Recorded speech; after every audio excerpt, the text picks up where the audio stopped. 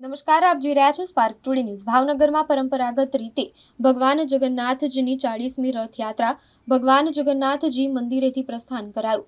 ભાવનગર શહેરના 17 કિલોમીટરના રૂટમાં ભગવાન જગન્નાથજીની રથયાત્રા ફરશે, જેમાં 200 જેટલા ટ્રક, ટ્રેક્ટર, અન્ય વાહનમાં વિવિધ ફ્લોટ્સ બનાવવામાં આવ્યા। આ રથયાત્રા શહેરના જુદા જુદા વિસ્તારોમાં ફરશે।